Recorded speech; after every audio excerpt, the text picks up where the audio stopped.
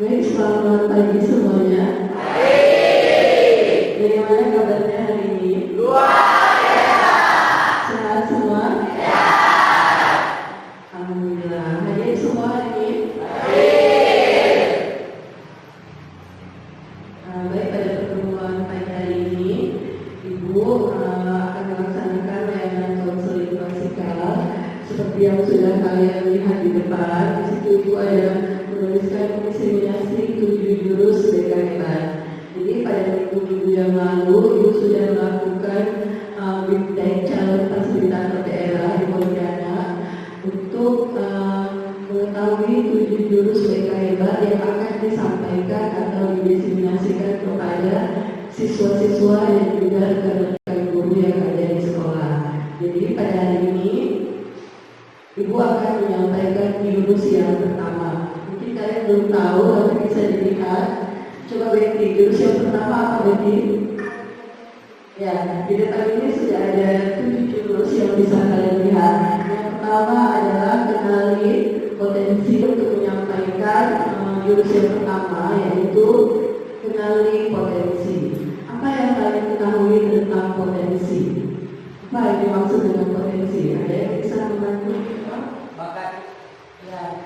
Kata Martel, potensi itu bakat. Terus yang lainnya apa lagi? Kelebihan. Oke, baik. Cewek-cewek ada? Selain bakat, kelebihan apa potensi?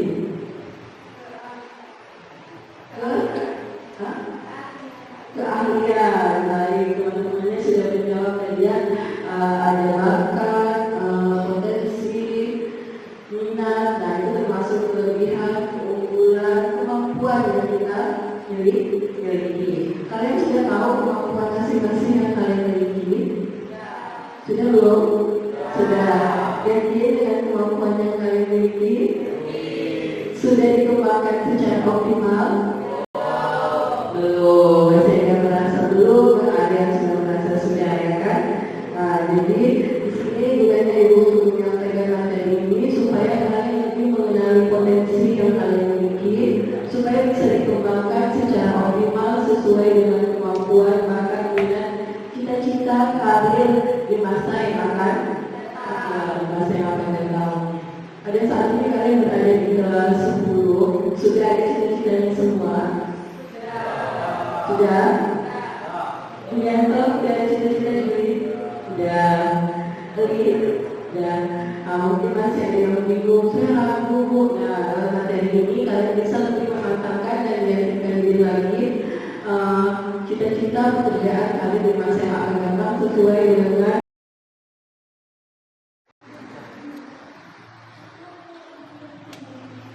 Baik, sekarang kalian bisa lihat di depan, Ibu sudah tayangkan di slide yang pertama, yaitu jurus yang pertama yang Ibu sampaikan kepada kalian adalah kenali potensi. Nah, sebelumnya Ibu tadi sudah menuliskan link ke grup. Nah, di situ ada 2 link yang kalian isi tentang kecerdasan yang kalian miliki dan juga tentang gaya belajar.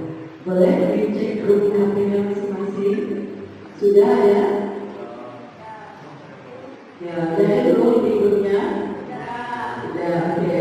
Kalau sudah, silakan dikerjakan dulu semua tes yang diberikan untuk mengetahui jenis kecerdasan apa yang kalian miliki dan juga gaya belajar apa yang sesuai dengan yang kalian minati. Boleh ya, langsung dikerjakan semua.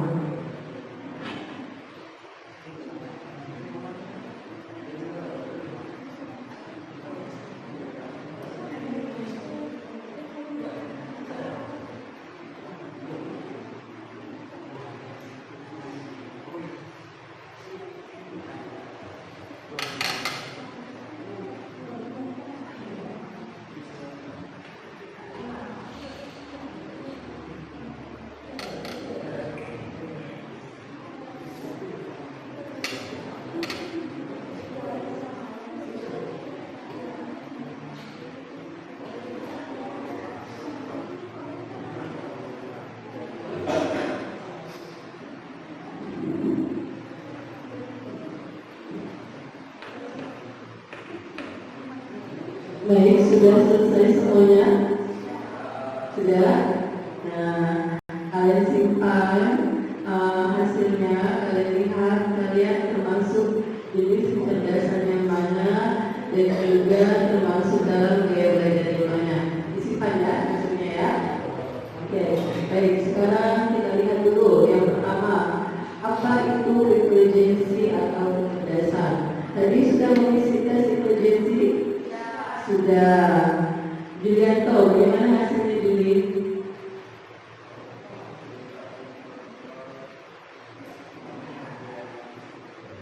Kamu termasuk kecerdasan intrapersonal berapa persen? 96%. Nah, kita lihat dulu tuh dari intrapersonal itu apa Bu? Nah, kita lihat dulu ya. Ini yang pertama, lihat apa itu intelijensi atau kecerdasan. Disebut kecerdasan jika yang pertama perilaku itu berulang, yang kedua kreativitas, dan yang ketiga pemecahan masalah. Jadi bukan kamu disebut cerdas apabila itu hanya dilakukan sekali, itu mungkin kebetulan kan. Nah, tapi kalau dengan perilaku itu berulang-ulang, itu disebut sebagai sebuah kecerdasan. Kreatif dan mampu memecahkan masalah, itu pengertian dari intelijensi atau kecerdasan. Nah, kita lihat nih di sini ada sebuah tes yang dilakukan oleh seseorang terhadap yang pertama itu gambarnya ada siapa? Ada monyet, lalu ada penguin, ada gajah, ikan, lagi itu yang berlalu dan terakhir anjing atau serigala ya. Nah, dia bapak-bapak ini memberikan tes kepada mereka untuk sebuah tes yang adil. Katanya semua binatang-binatang yang diberikan ini akan mendapatkan tes yang sama, yaitu memanjat pohon. Kira-kira siapa pemenangnya kalau monyet? Kenapa monyet yang menang?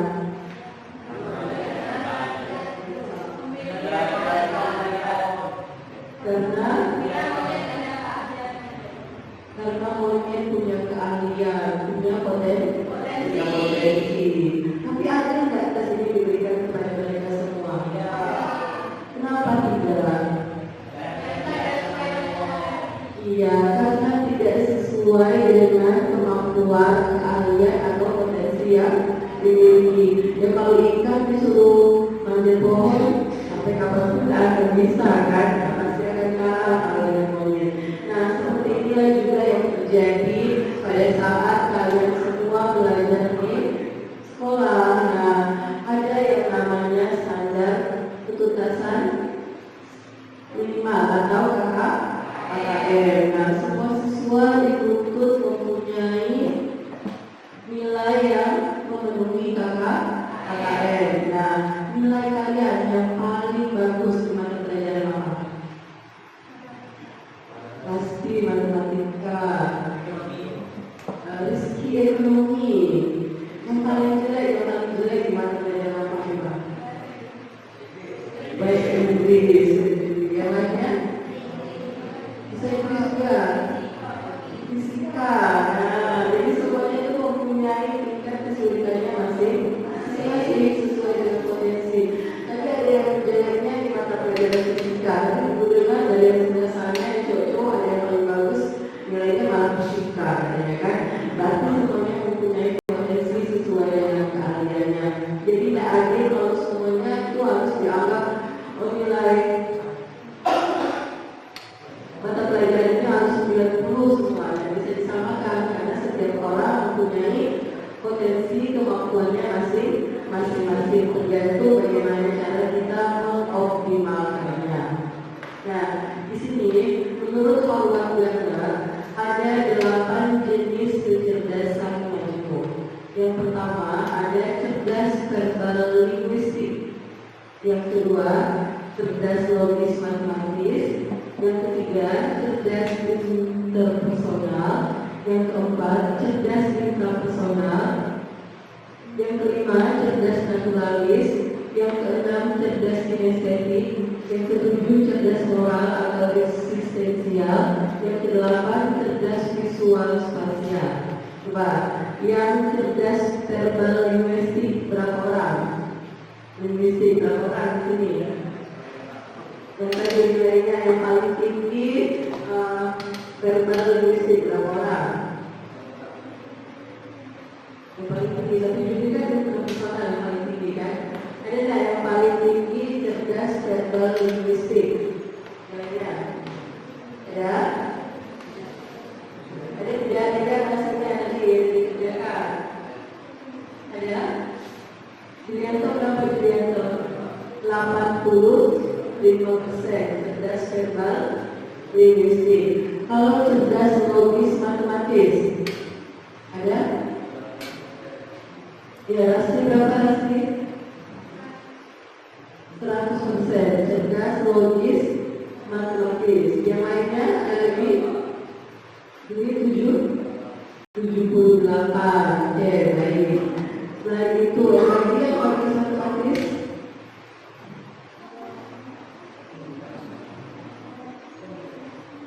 Kalau cerdas interpersonal ada? Apa namanya? Gita berapa Gita? 89. Ada lagi yang cerdas interpersonal? Ya, jadi 96. Terus Ina 78.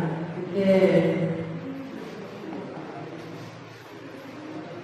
Cerdas intrapersonal. Berani berapa? 89. Selain Melani ada? Kita 92. Baby 92. Cerdas naturalis.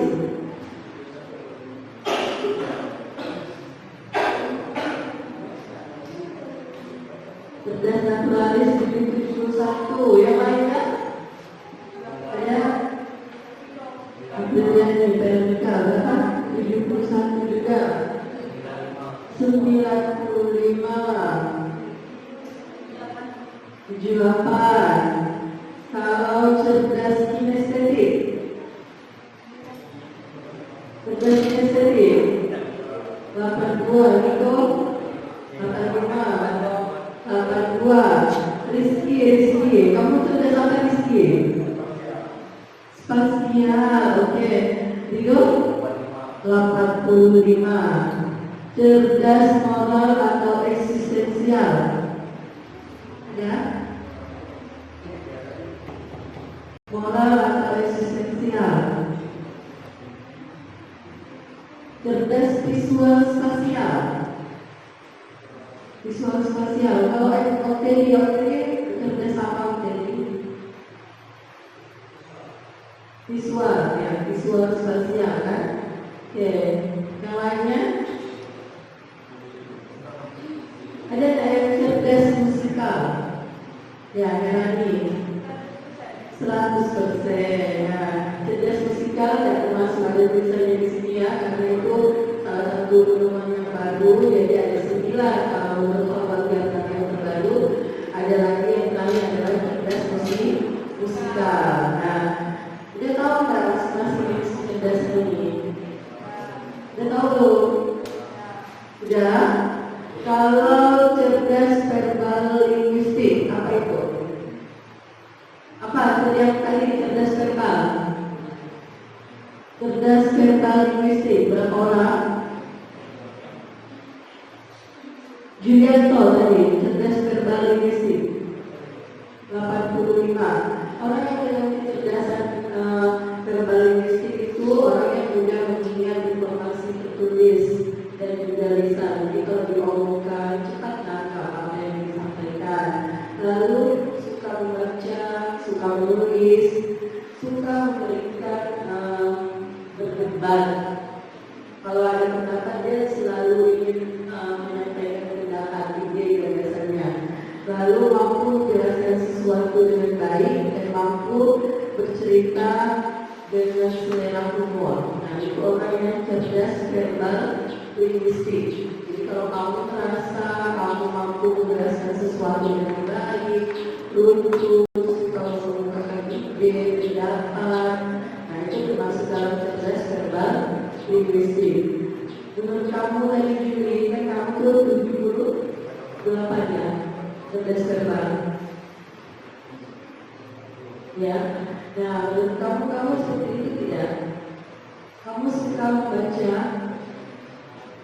Ya, membaca kan kalau anak-anak yang sekarang banyak kan, nggak harus membaca dari buku lagi kan? Ya, baca novel, baca tulis di HP segala macam itu juga termasuk dalam kegiatan membaca. Nah, itu termasuk dalam cerdas verbal linguistik. Yang kedua, cerdas logis matematis. Tadi ada Rasti yang 100%. Apa yang kamu rasakan Rasti dengan cerdas logis matematis?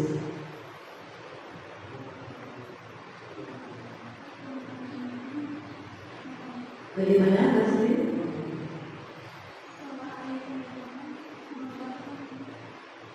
Ya, bagaimana? Apa yang kamu rasakan?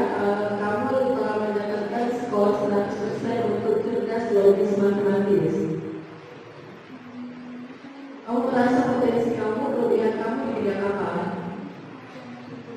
Matematika, ya. Sesuai sekali, karena orang yang cerdas logis matematis itu dapat memecahkan perhitungan yang rumit, mempunyai keterampilan memecahkan masalah, ide-ide, suka dengan hitung-hitungan. Itu adalah orang yang dengan cerdas logis matematis. Ada nggak selain Pasti yang mempunyai kelebihan dan kekurangan, mempunyai keunikan di bidangnya masing-masing. Kelemahan itu bisa kita pupuk, bisa kita kembangkan, bisa kita optimalkan dengan melalui latihan. Sedangkan kalau kelebihan itu sudah menjadi potensi, tinggal kita gali lagi bagaimana kita mengembangkannya. Misalnya kalau Rio tadi kelebihannya suka olahraga, di sekolah ada ekskul. Waktu itu ekskul apa nih Rio? Ikut ekskul bola kaki. Nah, bisa mengembangkan diri melalui kegiatan ekstrakurikuler. Sudah sesuai tak menurut kamu kegiatan ekskul yang kamu pilih dengan kemampuan yang kamu miliki? Sudah. Seperti apa itu kecerdasan kinestetik? Suka berolahraga, ya. Kecerdasan kinestetik itu orang yang terampil dalam olahraga, menari, ngedance. Itu orang yang mempunyai kecerdasan kinestetik dalam gerakan apa? Gerakan tubuh atau gerakan badannya. Dia mempunyai koordinasi fisik yang bagus karena mempunyai kecerdasan kinestetik. Ingat dengan melakukan daripada dengan melihat atau mendengar. Lebih mudah mengingat apabila dia langsung mempraktekkannya daripada hanya sekedar mendengarkan atau melihat. Itu cerdas kinestetik. Yang selanjutnya ada cerdas moral atau cerdas eksistensial. Dan yang terakhir ada cerdas visual spasial. Cerdas visual spasial itu orang yang cerdas dengan membaca, cerdas dengan menulis, lalu pandai menafsirkan gambar, melihat sesuatu, menikmati. Nah, kalau melihat gambar seperti di sini, kalian mudah memahaminya. Itu cerdas visual spasial. Lalu yang terakhir ada cerdas musikal. Nah, cerdas musikal ini peka terhadap ritme musik, mudah menghafal lagu, suka belajar sambil bernyanyi. Nah, itu termasuk dalam cerdas musikal.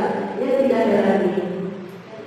Ya, nah, mampu menghargai dan menikmati berbagai jenis musik, paham tanggal lagu, not. Nah, itu orang yang mempunyai kecerdasan musikal. Itu tadi 9 jenis kecerdasan majemuk menurut Howard Gardner. Sampai di sini ada pertanyaan? Bisa dipahami tentang kecerdasan majemuk? Bisa? Oke, jelas semuanya? Jelas. Sudah memahami masing-masing potensi yang dimiliki? Sudah? Oke, baik. Bu, apakah setiap manusia hanya mempunyai satu kecerdasan? Nah, tidak. Jadi manusia itu mempunyai kecerdasan bisa saja kamu mempunyai kecerdasan lebih daripada satu. Misalnya tadi ada beberapa temannya, pasti ada beberapa kecerdasan yang tinggi nilainya.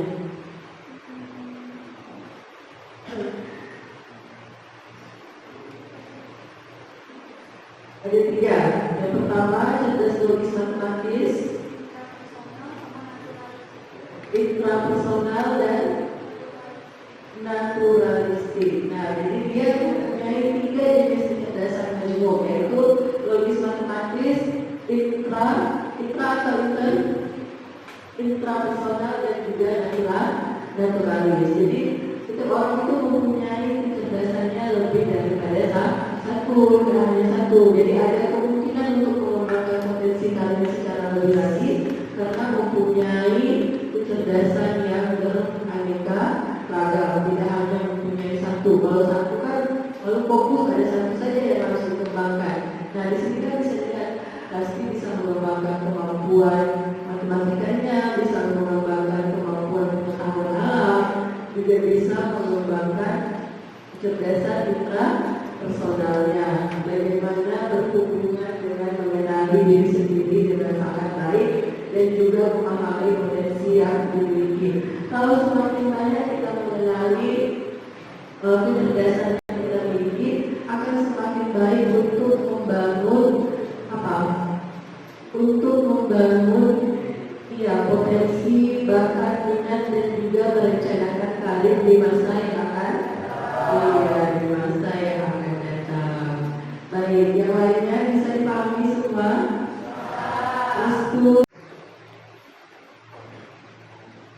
Baik, tadi kita sudah membahas tentang kalian sudah mengisi tentang tes gaya belajar, ya kan? Ada yang mempunyai 1 gaya belajar, ada yang 2. Nah, kita bisa lihat nih sama-sama di depan. Ada 3 macam gaya belajar. Yang pertama, gaya belajar visual. Gaya belajar visual ini lebih mudah mengingat informasi dalam bentuk gambar, grafik, warna, atau tulisan. Senang membaca dan mencatat, tertarik pada tampilan visual seperti diagram, mind map, video, ilustrasi, atau slide presentasi.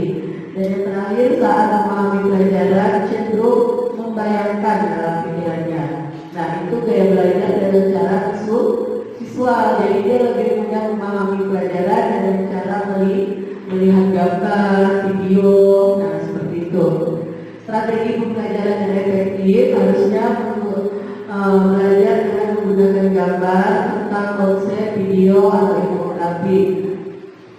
Ajak murid membuat catatan warna-warni, mind map, atau sketsa. Nah, itu kalau yang kalian mempunyai gaya belajar visual dengan cara melihat. Yang kedua, gaya belajar auditori. Nah, lebih cepat paham jika informasi disampaikan secara lisan. Kamu paham dengan cara mendengarkan, lalu senang berdiskusi, mendengarkan penjelasan atau mendengar suara guru. Bu, saya tidak paham Bu kalau di rumah, tapi kalau dijelaskan ibu di sekolah saya paham.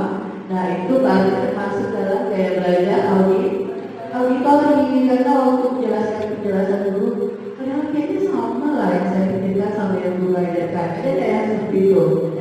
Ada. Nah, membayangkan lagi memorinya kan, waktu ibu macam muda, waktu saya sendiri kenapa jadi sulit gitu kan. Nah, yang ketiga, mudah mengingat informasi yang didengar seperti lagu, cerita, atau percakapan. Nah, menjadi sumber informasi. Ada temannya yang ngomong, nah kamu cepat menangkap informasi tersebut. Selanjutnya, cenderung mengulang informasi dengan cara mengucapkannya. Diulang lagi, Bu, besok betul kamu kita bawa HP. Padahal barusan ibu bilang, besok kita bawa HP ya. Kamu mengulangnya lagi. Itu namanya cara belajar auditori dengan mengulangnya kembali. Strategi pembelajaran yang efektif, gunakan diskusi, tanya jawab, rekaman suara, lalu edukatif. Dorong murid untuk menjelaskan kembali materi dengan kata-kata sendiri. Nah, mungkin kalian di dalam kelas diminta oleh bapak ibu guru, kayak tadi waktu kita sharing, kalian mengumpulkan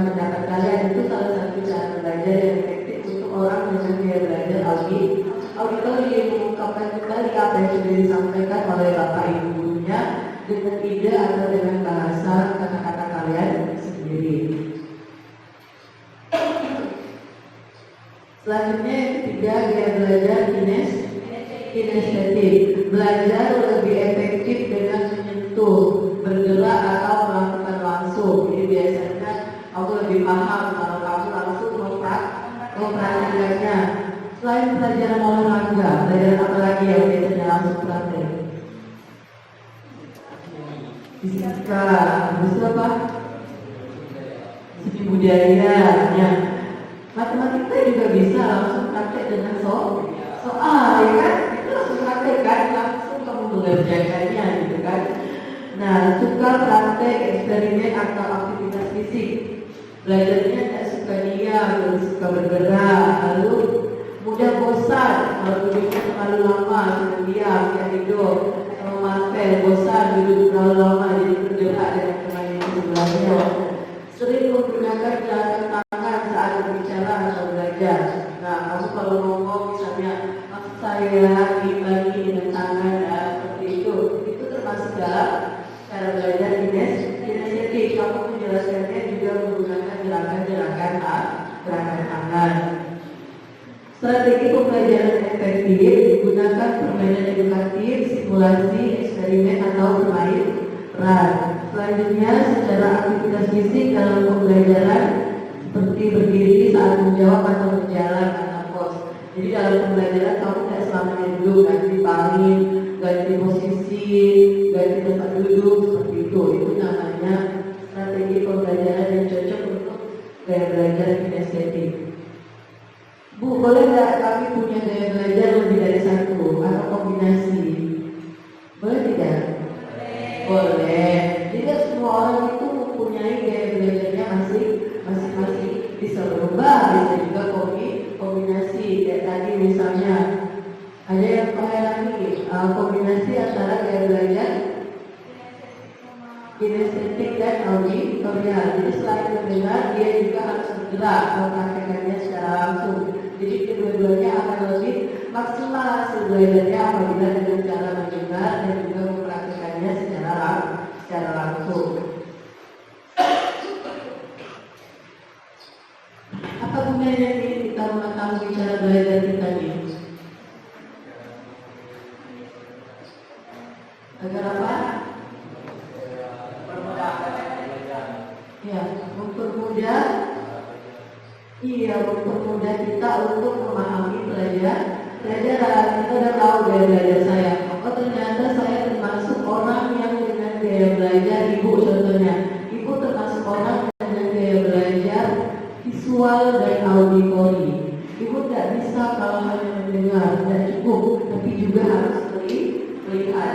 Karena selain kekuatan pendengaran, juga membutuhkan kekuatan mata untuk melihat dan menyaksikannya sendiri supaya lebih mudah dalam memahami sesuatu.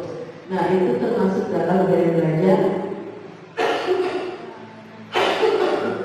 visual dan gaya belajar auditori. Maaf ya, saya minum.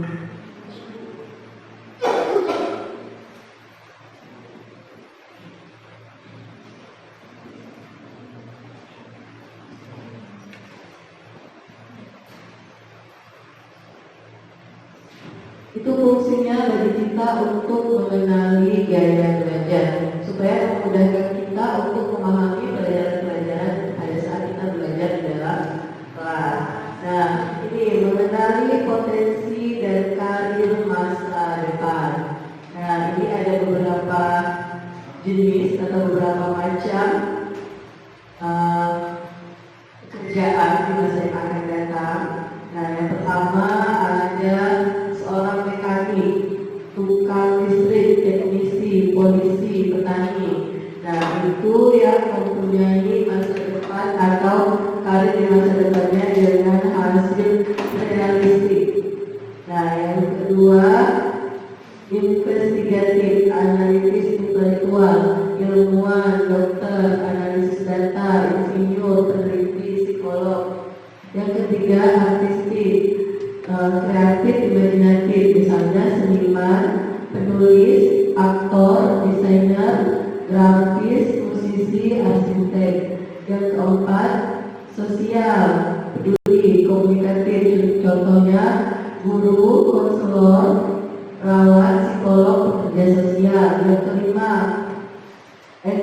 profesi pemimpin atau persuasif. Contoh profesi pengusaha, politikus, manajer, marketing, dan pengacara. Yang keenam konvensional, terstruktur, orangnya teliti. Contoh profesi akuntan, administrasi, sekretaris, staf keuangan. Jadi guru, nah jadi guru itu cerdas apa?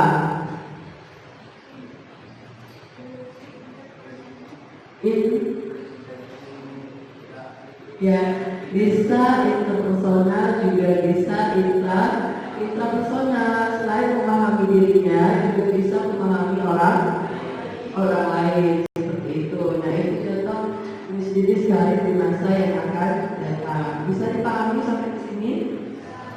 Ada pertanyaan? Tidak ada. Kalau tidak ada pertanyaan, kita masuk ke kegiatannya. Nah, ini kegiatannya, bisa kalian lihat. Kalian akan membentuk kelompok kecil yang terdiri dari 3 orang. 1 orang jadi guru, 1 orang jadi murid, 1 orang jadi observer. Apa observer itu?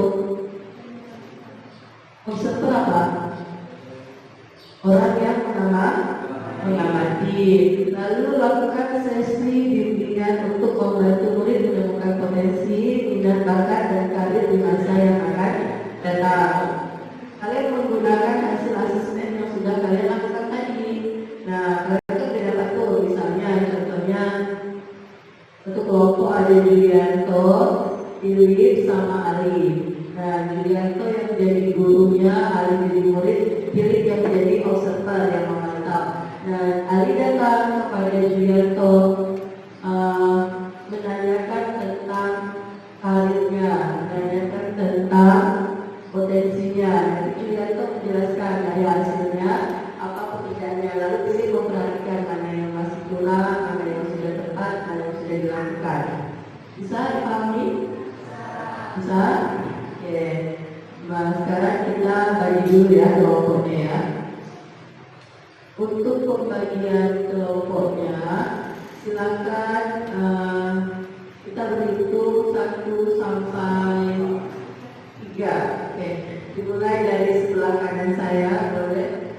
Silakan berdiri dulu semuanya. Oke, baik.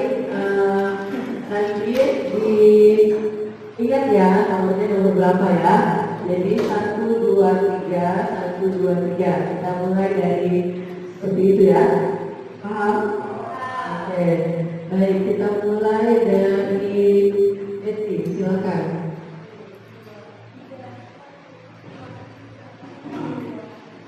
Oke, stop sampai di situ dulu. Jadi gabung. Yang satu gabung dengan 1, 2, 1. Ini 2 Resti, kelompok 2, 3 Rita, kelompok 4 yang mana? Kelompok 4 yang mana? Lido, kelompok 5 Marcel, kelompok 6 ya Andila, kelompok 7 Restu, kelompok 8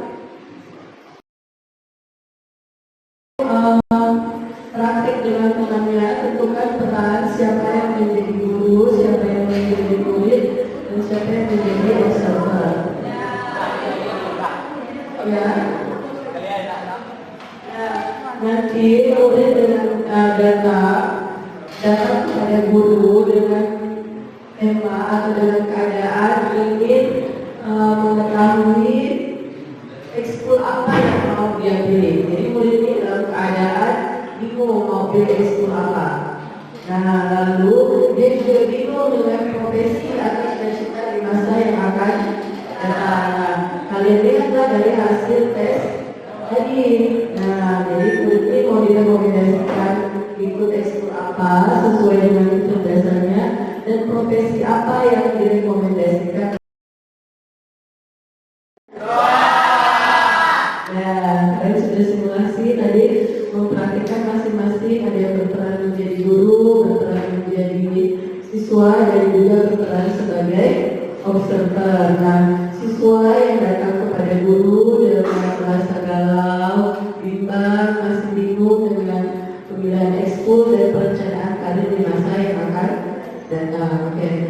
silakan perwakilan kelompok mengumpulkan semua hasil tugasnya ke depan.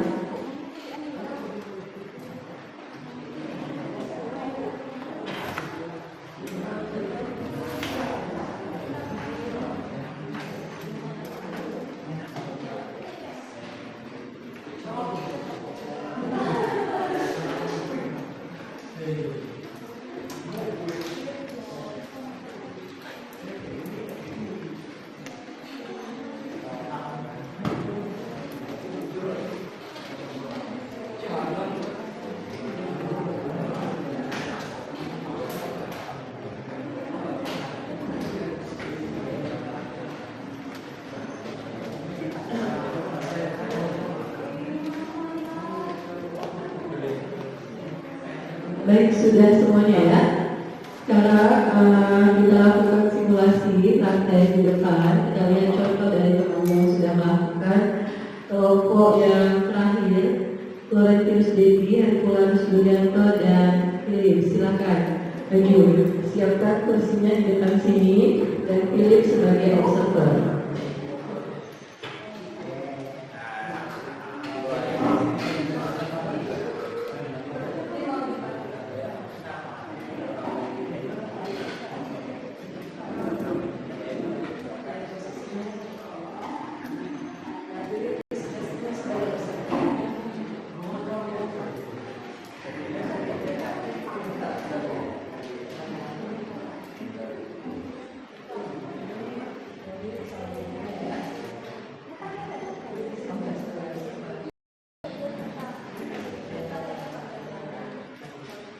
Baik, tolong diperhatikan, kita lihat bersama-sama. Di sini ada teman kalian, Julianto berperan sebagai guru, Florentius Devi sebagai siswa, dan Philip sebagai observer. Oke, kita lihat ya simulasi dari teman kalian yang membutuhkan bantuan bimbingan untuk mengetahui ekskul dan karir di masa yang akan datang, dibantu oleh Bapak Julianto, ya, kan? Dan dia akan diobservasi atau observernya adalah Philip. Oke, baik, silakan.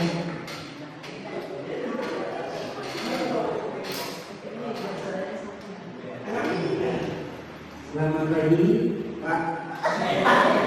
Saya belum ini, saya ingin menanyakan beberapa rekomendasi ekstrakurikuler dan profesi masa depan saya, Pak. Saya masih dalam memilih lingkungan dan profesi masa depan saya sesuai dengan gaya belajar saya, Pak. Karena sesuai dengan gaya belajar saya lebih suka turun ke lapangan dalam praktek langsung.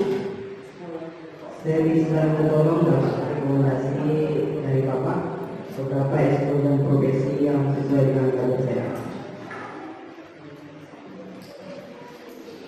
Pak, ada beberapa rekomendasi kegiatan ekskul yang sesuai dengan gaya belajar dari Bapak.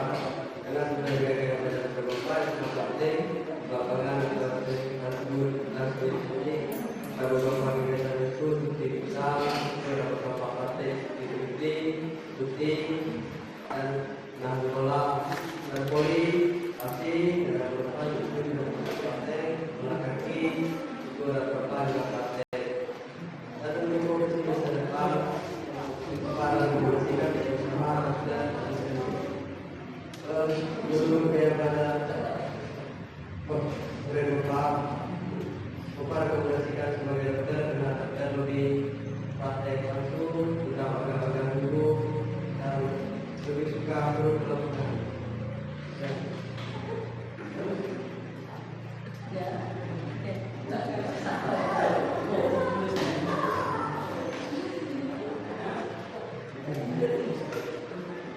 Tiga.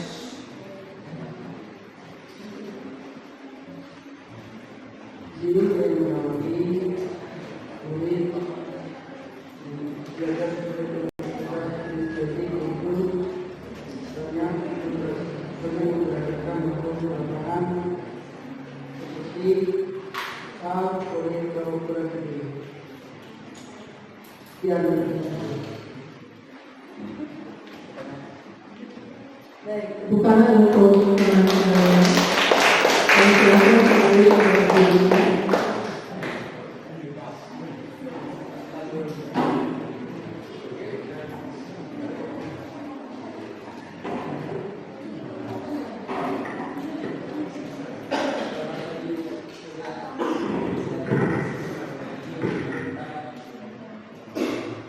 Baik, kalian sudah menyaksikan tadi ada simulasi sedikit dari teman kalian yang berperan menjadi guru, jadi murid, dan juga menjadi observer yang mengamati proses konseling atau proses diskusi konsultasi antara murid dengan guru yang ada di sekolah. Jadi tadi latarnya kan semuanya mendapatkan murid datang dengan rasa galau. Murid yang masih bingung untuk menentukan ekskul apa yang dipilih. Di sekolah itu tersedia ada banyak sekali ekskul untuk memenuhi kebutuhan bakat dan minat yang dimiliki. Tapi dia masih bingung apa yang cocok dengan dirinya, kan? Nah, kalau kita lihat tadi dari hasil diskusi dari Dedi, dia mengatakan bahwa dia cenderung mempunyai kecerdasan apa? Kecerdasan kinestetik. Dia suka yang bergerak secara langsung. Lalu juri merekomendasikannya apa ekskul yang diikuti? Futsal, voli, bola kaki. Nah, itu sudah merupakan suatu tahapan yang betul. Jadi merekomendasikan beberapa ekskul yang cocok dengan kecerdasan yang dimiliki oleh siswa. Nah, jadi kita tidak langsung memutuskan. Kita sebagai seorang guru yang memberikan rekomendasi sesuai dengan kecerdasan yang dimiliki oleh siswa. Lalu siswa nanti yang memutuskan diri sendiri.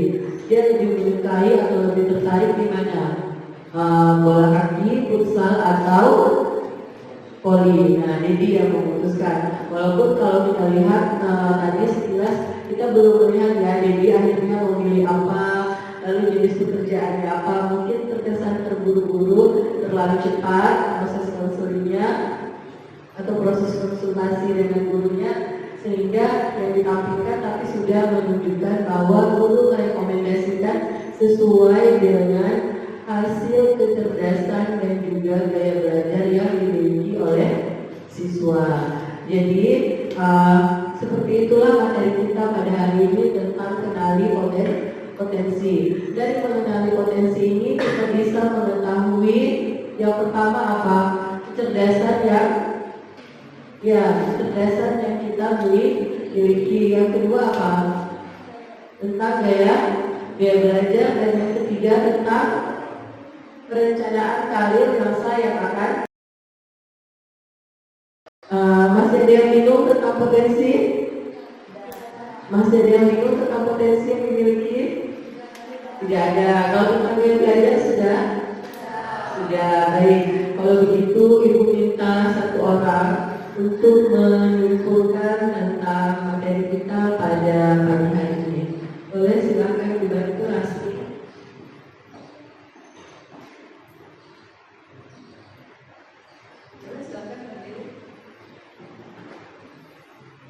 Jadi untuk menyimpulkan tentang materi kenali potensi kita dapat mengambil kesimpulan bahwa dengan mengenali potensi kita dapat memahami di bagaimana cara gaya belajar kita serta kecerdasan yang kita ambil.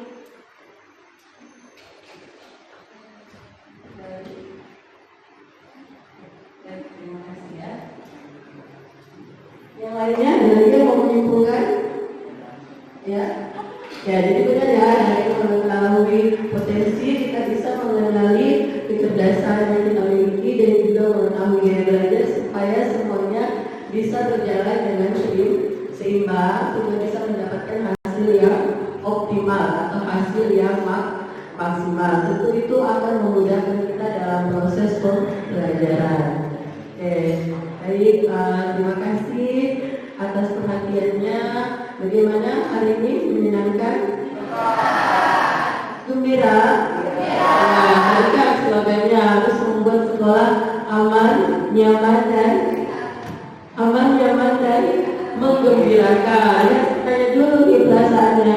Gimana nih dong perasaannya setelah layanan hari ini? Luar biasa. Luar biasa, kata Ibu, Masya Allah, ya kan? Luar biasa perasaannya. Ibu harap dengan kita mempelajari jurus yang pertama tentang kenali potensi, kita bisa memahami dan menerapkannya dalam kehidupan kita masing-masing sehingga hasil pekerjaan atau profesi kita yang di masa yang akan datang bisa sesuai dengan apa yang kita harapkan. Baik, terima kasih atas perhatiannya. Sampai jumpa